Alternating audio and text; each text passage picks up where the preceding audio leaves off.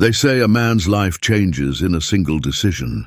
For me, it was the night my daughter-in-law walked away under a sky that had no business watching.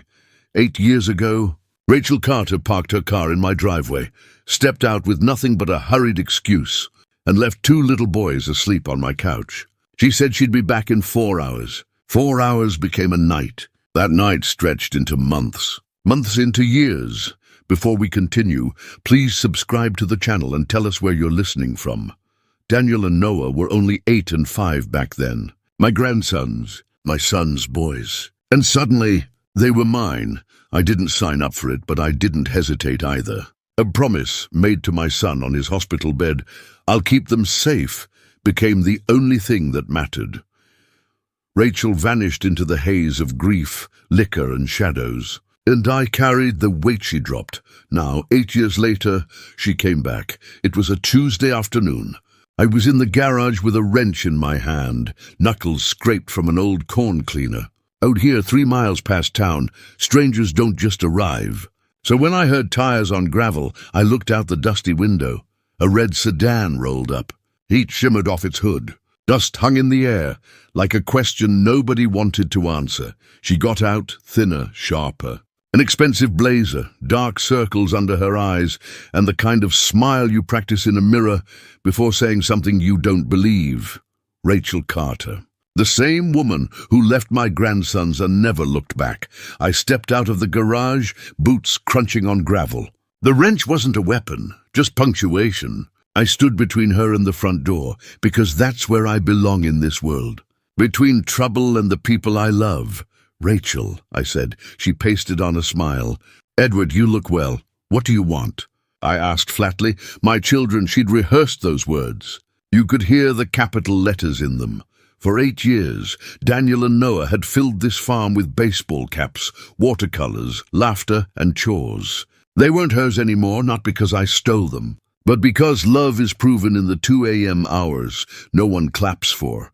"You lost that right," I told her. "The night you put the accelerator where your spine should have been." She flinched, but covered it quick. I was sick. Grief is an illness. I needed time, 8 years' worth. The wind shifted. Somewhere a crow squawked at a fence post. Rachel glanced at the windows of the house as though Daniel and Noah might be pressed against the glass, watching. "I'm better now," she said, "and I want my sons back." My grip on the wrench tightened until my knuckles went white. "You need to leave my property." Her smile returned, colder this time. "We'll see." She turned, walked back to the car, and left a trail of dust and menace behind her. I stood there long enough to pray and curse in the same breath. Inside, I put the kettle on. Coffee, grocery store cheap, steadying my hands. On the fridge hung a photo of my late son, Matthew. Cancer took him a decade ago. He never got the chance to be the father I became by default. Rachel once sat in his chair, drowning in grief. I remembered the smell of cheap wine, the night she tried to stumble upstairs to wake the boys. I remembered Daniel and Noah clutching each other halfway down the staircase, watching their mother unravel. That's what she wanted to erase with a smile and 2 words. My children. But I had the receipts. I had the memories, and I had something she didn't know I'd kept. An old envelope, folded and worn, written in her own hand the night she left. A letter that began, "Edward, I can't be the mother they deserve. Take them, raise them, love them the way I can't." 8 years later, that truth was going to matter, but I didn't know yet how ugly it would get. I never meant to turn this farmhouse into a fortress. It just happened one chore at a time. In the years after Rachel drove away, the house learned our names again. The mornings learned our footsteps. The kitchen learned what it meant to catch 3 people when the world got slippery. If you've ever raised boys, you know the truth. Love doesn't look like speeches. It looks like sandwiches wrapped in wax paper. Cleats by the door you've told them 100 times to use.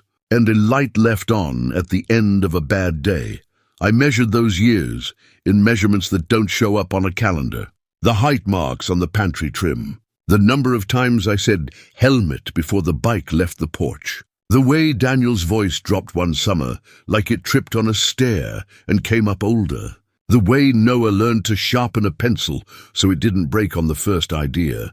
There's a photograph on the mantel of the three of us the first winter, taken by our neighbor Alma. My eyes look too bright, like a man bracing for a wave he can't see yet, and the boys are in the wool caps she knit for them. Daniel's cap is pulled low, the brim a red promise. Noah's sits crooked, because some things just won't be told how to behave. Behind us, the cedar trees lean toward the house like they're listening. People think survival is dramatic. It isn't. It's a routine you build so well it looks invisible. Breakfast at 6:30, lunch is packed by 7:00, bus at 7:15 if the driver's in a mood. On Sundays, church for Alma and pies for us if she floods the kitchen with mercy. On Mondays, I'd sit at the kitchen table after drop-off and fill a yellow pad with a list so long it asked for 2 coffees. Fence, oil change, Mrs. Carter's rooster, which was not my business but refused to learn boundaries. Call the school about the field day volunteer sheet, and pick up another pack of Epsom salts because Daniel's legs found new lengths faster than mine could keep up. I kept records the way a man does when he's poor in money and rich in evidence. I saved attendance slips and team schedules and the receipt for Noah's inhaler. The winter he caught every cough that walked past the house. I stored immunization cards in the same envelope as the repaired birth certificates and the crumpled program from Matthew's funeral. I kept the letter from Rachel, her hand, her slant, the ink of a morning that would never stop needing to be true, inside my church jacket, which I wore to school concerts and parent conferences because I had the sense that a man should show up looking like he takes the room seriously. The boys grew around me the way ivy finds a trellis. Daniel got shoulders the summer he discovered he could throw a curveball. Overnight, he learned the geometry of hate to love. Ice baths, long toss, the wrist snap that makes a ball talk back. He'd practice against the old hay barn until the dust rose and my eyes stung, and I blamed it on the dust. When he smiled, God help me, he looked like Matthew at 14. A laugh that started in his chest and took the room with it. He taught Noah how to spit sunflower seeds without getting scolded by Alma and pretended he didn't like it when I kissed the top of his head on my way to fix the porch rail again. Noah found color like he was discovering a language. The first time he drew the farmhouse, he made the sky so blue your heart hurt. He drew 3 stick figures in the yard and wrote our names above them in careful print. Edward, Daniel, Noah. He didn't leave room for anyone else. I said nothing and kept the paper where important things live, under a magnet shaped like a ceramic chicken that refuses to look you in the eye. We fought about screens like families do. We fought about chores and what counted as swept and why laundry hampers aren't for decoration. We made a rule about dinner at the table, even if it was stupid simple. Meatloaf on Mondays, because a man should have one thing he can make without a recipe. Spaghetti on Tuesdays, because the sauce forgives you even when people don't. We voted on Friday movie night and learned that action always beats poetry if the week has been cruel. If you're listening for confession, here it is. I was tired. Tired in the way a good back tells the truth. There were nights I fell asleep in the chair with a legal pad on my chest and a pencil in my hand, like I could write the future tidier if I gave it one more sentence. There were mornings I looked at the yard and saw not grass, but a list of chores shaped like blades. I did not have a secret stash of saintliness in the pantry. I had coffee too late in the day, and a prayer I said while pretending to find my keys, but we were steady. And if you're my age, you know that steadiness beats clever every time. The town did what towns do when it likes you enough to forgive your rough edges. Alma kept the boys when I had to take the truck in. Officer Barnes gave me a side look when I double-parked at the feed store and pretended not to see. Betty at the diner slid pie across the counter when the month had 31 days and my wallet had 28. Dr. Singh's nurse, who could not be bullied by a man like me, reminded me to get the boys their boosters and patted my forearm like she thought maybe I'd earned it. The school learned us, too. Mr. Nash, the principal, kept Daniel after practice once a week, said the words leadership skills and meant them. He let Noah put his paintings in the front hall during open house, even when the theme was community helpers, and Noah brought in a watercolor of a fox staring down a floodlight. "We'll call it a metaphor," Mr. Nash said, and the parents who pretended not to feel things nodded and moved on. It wasn't perfect. Noah flinched when he heard a certain kind of car door slam. Daniel smelled the difference between a person who's had a beer at a ball game and a person who wears liquor like perfume. I learned how to keep my voice low when someone deserved shouting, and how to stand in a doorway without blocking the light.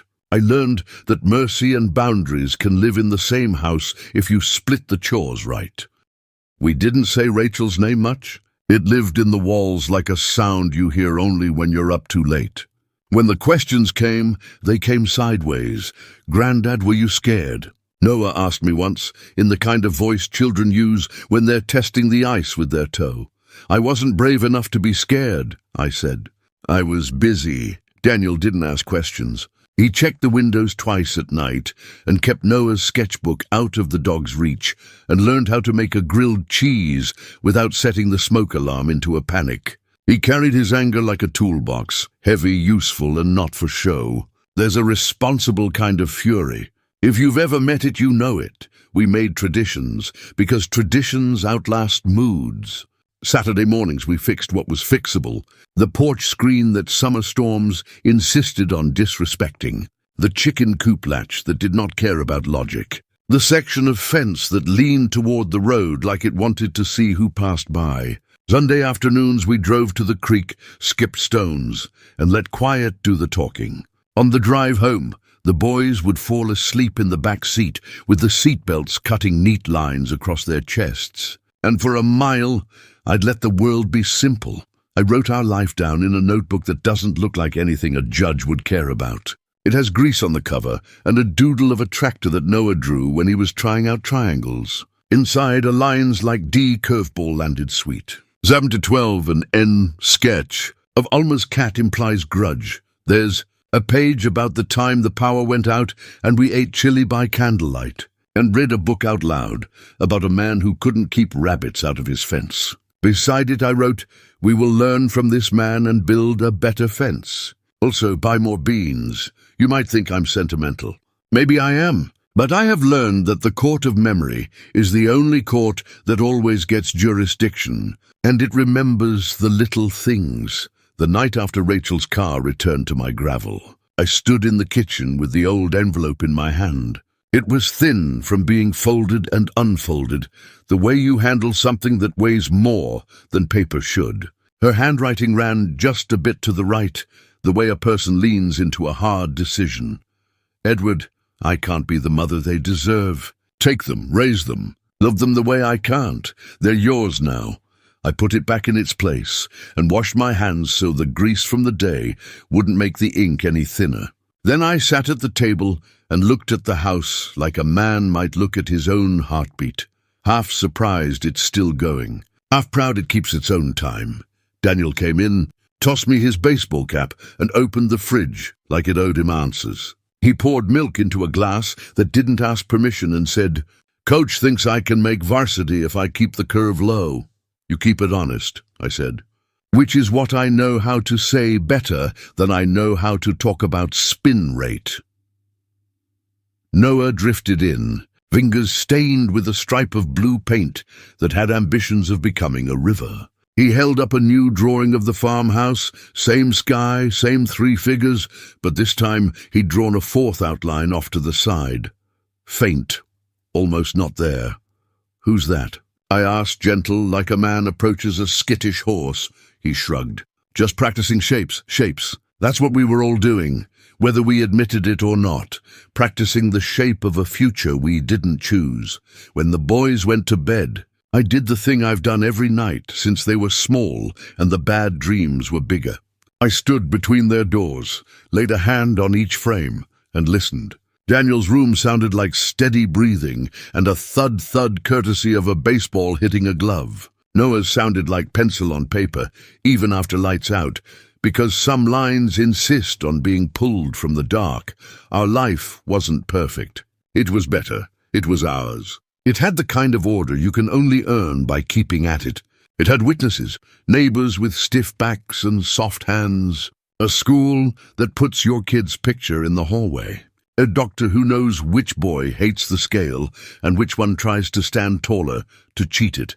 So when Rachel came back and said, "My children," in a voice that tried to turn history into a suggestion, I knew what I was defending.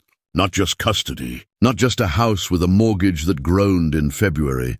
I was defending the routine that gave two boys a spine, the community that put its name behind our ordinary, the kind of love that counts as work on a timesheet God probably keeps in a drawer I'm not allowed to open yet.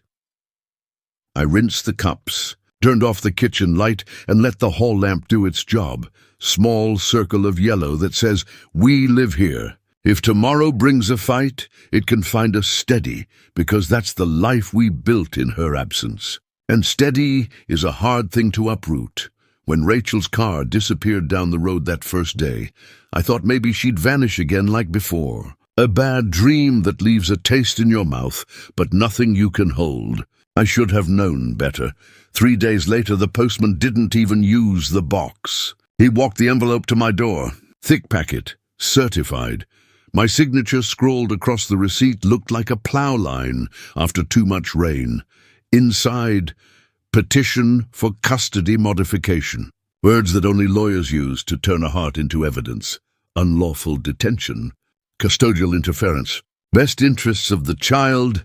Each phrase was like a nail driven into the kitchen table as I read. 8 years of midnight fevers, school lunches, scraped knees, broken bones, bedtime prayers, turned into accusations on cream-colored paper. At 3 p.m. sharp, the phone rang. She had timed it like you time a roast. "Edward," Rachel said, business voice, perfume even through the line. "We can settle this quietly. $500,000 wired to me by Friday, or I take them through court." Her voice never shook. I swallowed slow. "Where were you when Daniel broke his arm sliding into home? Where were you when Noah coughed so hard they hooked him to a machine just to keep his lungs honest?" "I was sick," she said, flat, "but I'm better now." 48 hours, Edward. Then we do it the hard way." She hung up. That night I pulled the old envelope from my church jacket. The letter. Her handwriting slanted like a tired spine. "Edward, I can't be the mother they deserve. Take them. They're yours now. For 8 years, I'd kept it folded like a talisman. Not for revenge, not even for proof. Just because I knew someday the truth would need a body, I didn't sleep. I made a list on a yellow pad instead. School records, doctor's files, photos, witnesses, the letter. By morning, I was sitting in front of a door 2 flights up. Frosted glass with plain black letters, C. Hayes. Attorney at law Clara Hayes. Wasn't flashy. Hair pulled back, eyes practical. No velvet in her handshake, just presence. "Mr. Miller," she said. "Edward," I corrected. She didn't waste time with sympathy as decoration. She asked for facts. I gave her 8 years of them. Birthdays, broken bones, attendance sheets, field trips. Nights when Rachel came drunk to the porch and I had to bar the door so the boys could sleep. When I slid the letter across, she put on gloves and handled it like it was both ordinary paper and a live wire. "This," she said, tapping the bottom where the ink had bled through, "is not just a letter. This is history."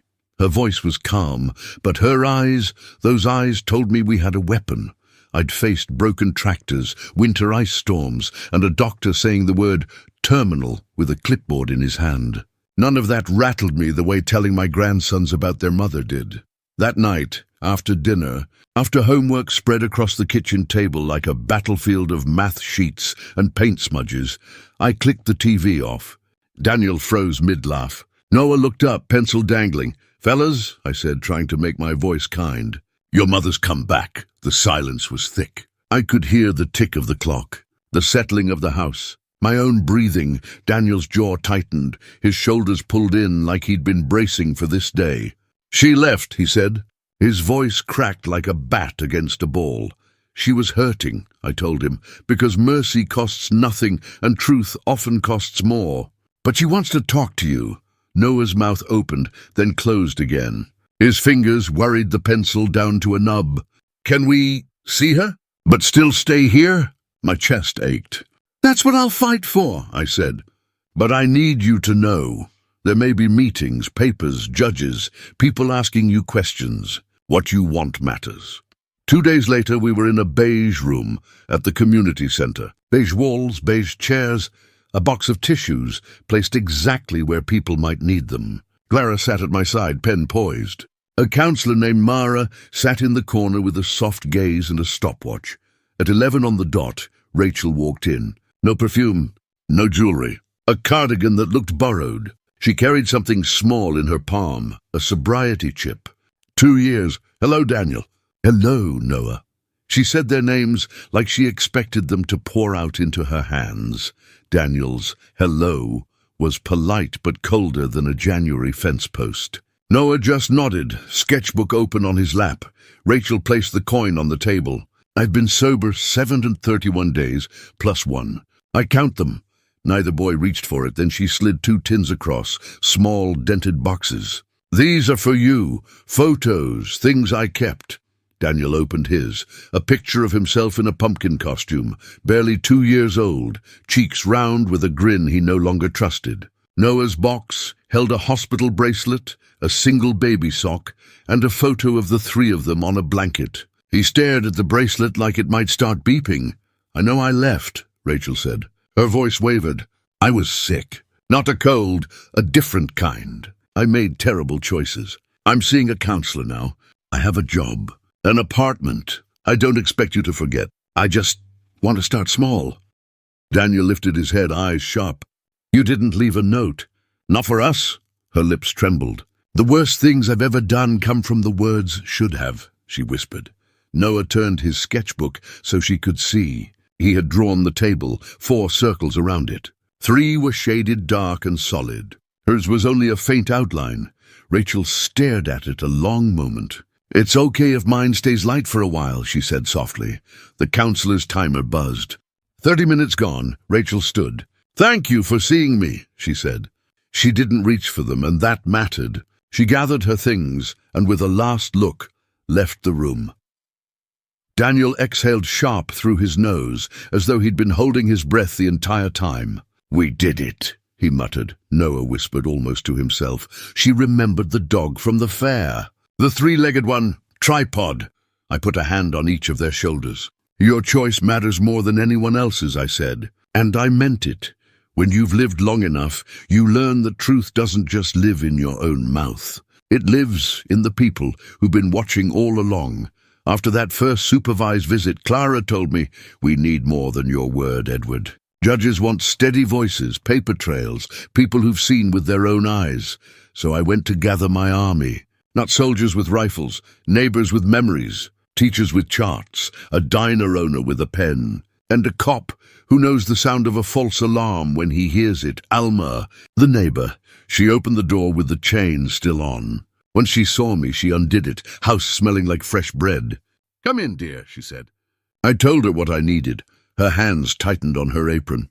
Those boys are yours in everything but blood, she said. I've seen you in snow and fever. I've seen you haul Noah to urgent care during that ice storm. I'll put it all down in writing, clear and firm. Betty, the diner owner. Betty didn't even let me finish before she reached for her best pen. She'd been there that afternoon when Rachel slid into the booth and told me $500,000 or else. I heard every word she said, Betty told me. And I'll swear to it under oath. That woman didn't sound like a mother. She sounded like a hustler. Officer Barnes, he showed up at my porch one morning, hat in his hand, cruiser idling like a watchdog. Grant, he said, he always gets my name wrong, but I never correct him. We got a call last night. Anonymous tip claiming minors in your house were being alienated from their mother. I've seen these games before. Custody fights bring out prank calls like weeds. He tapped the brim of his hat. Don't worry. I'll write it clean for the judge. And I'll make sure the patrol car swings by more often just in case. Mr. Nash, the school principal, he sat me down in his office with a poster of a bald eagle behind him. Daniel's a leader, he said. The kind of boy others follow without resenting it. Noah's an artist, sharp as a tack, but he turns his math in on time. They're thriving here, Edward. Steady, that's on you. He printed out attendance charts, grade summaries, discipline records, solid, boring paper that judges love. Signed every page in ink that looked proud to be used. Dr. Singh, the pediatrician. She pressed a hand to my arm after handing over the boys' medical summaries. "They're healthy, attached, and cared for," she said. Then she looked me in the eye the way a person does when she's seen you in waiting rooms you never wanted to be in. That's both clinical and human. By the end of that week, my kitchen table looked like a fortress. Stacks of affidavits, records, testimony. Pages dull to the outside eye, but to me, each was a log on the fire. Proof that 8 years of breakfasts, doctor visits, and parent-teacher conferences weren't just memories. They were evidence. When Clara flipped through the folder, she nodded once. "Judges like this kind of boring," she said. "This is how we win." I thought about Rachel's polished smile, her lawyer in his slick city suit, her talk of sobriety chips and second chances. Let her have her speeches. I had affidavits and attendance charts, and I had a town that had been watching all along. I've stood in barns with the roof caving in storms that shook the ground under my boots. But nothing rattled me like stepping into that courthouse. It smelled of floor polish and paper. Long hallway, ceilings too high for comfort. At the end of it, the double doors to family court swung open like the mouth of something that swallows you whole. The boys weren't there. Thank God. They'd been spared this part. Just me, Clara Hayes, and a stack of folders that looked ordinary but felt heavier than anvils. Rachel sat on the other side, blazer-pressed, hair tied neat. At her table, a man in a grey suit I'd never seen before, her lawyer. He had the kind of voice that thinks it can turn lies into music. Judge Holt entered, black robe swishing, face unreadable. We stood, then sat, and the gavel cracked like thunder over wood. Rachel sighed. Her lawyer painted a picture. Rachel, sober for 2 years, steady job as a receptionist. Neat apartment, active in recovery groups. He held up her sobriety chips, placed them on the evidence table like jewels. "Your Honor," he said, "every parent deserves the right to rehabilitate. Mrs. Carter is no longer the broken woman she once was. She is stable, consistent, and fully capable of reuniting with her sons. To deny her is to deny redemption itself." Rachel dabbed her eyes with a tissue at just the right moments. She looked fragile, remade, the kind of woman juries and judges are taught to pity. Her counselor testified about progress. A co-worker swore she never missed a shift. Even the landlord wrote a note. Rent paid on time. It sounded neat, polished, too polished, our side. Clara stood, calm as stone. She didn't raise her voice. She didn't need to. "Your Honor, we're not here to argue whether Mrs. Carter has made progress in her personal life. We commend that. We're here to decide what's best for Daniel and Noah, and for 8 years. That's been Mr. Edward Miller." She called Alma. The neighbor spoke about winters, emergency trips, small mercies that looked ordinary until you counted them up. She called Betty. Betty testified about the diner booth, about Rachel's $500,000 demand. "I was there," she said firmly. "I heard her." Word for word. Officer Barnes took the stand next. He explained the anonymous calls, the false complaints, the nights he drove past to keep the house safe. The school principal brought records. Dr. Singh, the pediatrician, testified. Healthy, bonded, thriving. "Those boys are safe where they are." Each voice stacked on the next until the judge's table looked like the foundation of a wall. The letter. Finally, Clara reached for the envelope. Worn, yellowed, the ink still steady. "Your Honor," she said, "this is in Mrs. Carter's own hand, dated the night she left. Authenticated by handwriting analysis." She read it aloud. The words echoed in that courtroom the way a bell echoes across empty hills. "Edward, I can't be the mother they deserve. Take them, raise them, love them the way I can't." Silence. You could hear the hum of the air vents, the shuffle of someone's shoe on linoleum.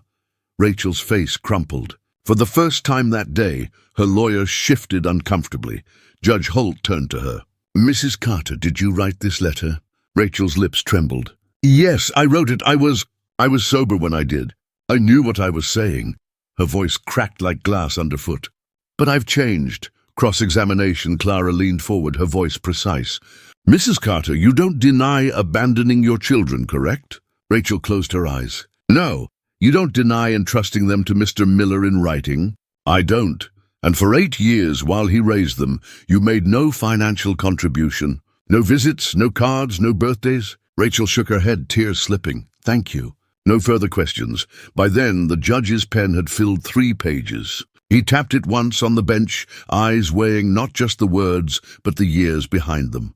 I sat there, hands folded, thinking of Daniel's curveball and Noah's faintly drawn 4th figure in his sketch. Thinking of the lunches, the late-night fevers, the way love teaches you routines nobody claps for. For the first time since this began, I felt something steady rise in me. Not anger, not even fear, just truth, standing taller than both. The gavel cracked again.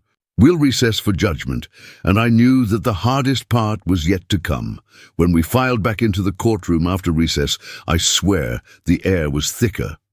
Like the walls themselves knew they were about to carry the weight of something that mattered. Judge Holt sat higher than the rest of us, robe dark against the pale wood. He shuffled his notes, cleared his throat, and for a long moment looked at Rachel. Then at me. His voice carried no music, just the flat truth of the law. This is not an easy case, he began. The court recognizes Mrs. Carter's 2 years of sobriety, her stable employment, and the steps she has taken toward rebuilding her life. These efforts are commendable, but this court's mandate is clear. The best interests of the children must prevail. Rachel's hands were clasped white in her lap. Her lawyer leaned forward, ready to spring. The judge's eyes moved to me. For 8 years, Mr. Miller has provided a stable, loving, and consistent environment for Daniel and Noah Miller. All testimony and records confirm that the boys are thriving under his care. To uproot them now would cause unnecessary harm and disruption. Rachel's shoulders dropped. A tear rolled down, quick as if it had been waiting. Therefore, Judge Holt said firmly, the petition for custody modification is denied. Legal and physical custody shall remain with Mr. Miller.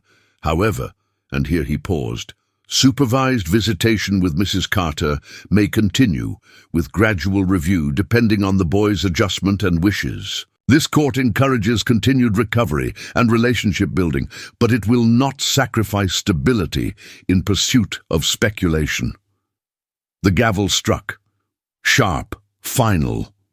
I didn't move at first. My hands were steady on the table, but my heart was hammering so hard I thought maybe the sound had been audible. Clara gave me a small nod, the kind you give a man who already knew the answer but needed to hear it said aloud. Rachel stood slowly, her lawyer whispering in her ear. She didn't storm, didn't rage. She just looked small, smaller than I'd ever seen her. For a flicker of a second, our eyes met. I didn't see a villain. I saw a woman who'd built a fire too late for the winter she abandoned. The bailiff opened the doors. People filed out, murmurs mixing with the squeak of shoes on polished floors. I walked slower, letting the weight of the decision settle in my bones. Outside, the sun hit my face, bright, unapologetic. I pulled out my phone, dialed home. Daniel answered. Well? His voice sharp, guarded. You're staying, I said simply. I heard him exhale, like he'd been carrying bricks in his lungs. Noah's voice piped up in the background. Told you, Danny. Told you! My throat caught, but I pushed through it. We'll talk more tonight. I'll bring pie.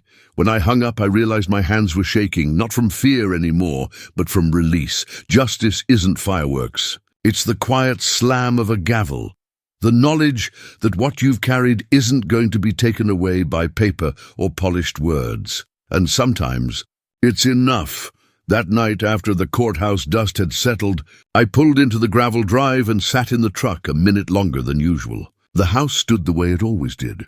Porch light on, curtains uneven where Noah had tugged them last, baseball glove abandoned on the steps, ordinary, and yet it felt like the most sacred place on earth. Inside, the boys were waiting. Daniel leaned against the kitchen counter, arms folded, trying to look casual, but his eyes gave him away, bright, searching. Noah sat at the table, sketchbook open, pencil smudges on his fingers. Well, Daniel asked. You're staying, I told them, voice steady.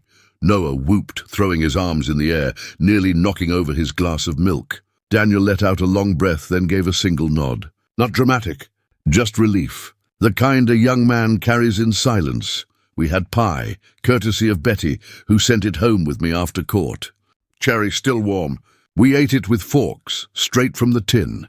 No ceremony, just 3 people chewing through victory and exhaustion at the same time. Later, as the boys got ready for bed, Noah brought me his sketchbook. This time the farmhouse drawing had 4 figures in the yard. 3 of them shaded solid, me, Daniel himself. The 4th was faint but present, a softer outline standing just behind. She's still out there, he said quietly. But not in here. Not yet. I put my hand on his shoulder. That's all right. Some doors don't open all the way at once. When the house grew quiet, I stood in the hallway like I always do, one hand on each boy's doorframe. Daniel's room echoed with the soft pop of a baseball glove catching and releasing. Noah's had the scratch of pencil on paper, even after lights out. The same sounds I'd been listening to for 8 years. The sounds of home. I thought about Matthew, my son, their father. The promise I made at his hospital bed, I'll keep them safe. That night, I knew I had kept it. Not perfectly, not gracefully, but faithfully. I walked to the mantel and looked at the photograph.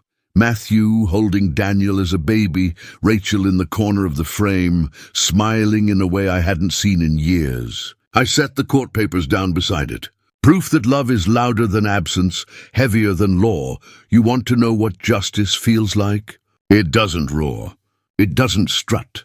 It just sits at your kitchen table with you, tired and quiet, sharing cherry pie out of a tin while your grandsons laugh down the hall. That's the kind of justice a man can live with, because in the end, revenge wasn't about destroying Rachel. It was about protecting what she tried to throw away. It was about proving that love, stubborn, ordinary, everyday love, was the truest kind of custody. And if there's one thing I know for certain, it's this: home isn't defined by blood, or by courts, or by second chances promised too late. Home is where the boys fall asleep and dream without fear, and that's exactly where they stayed.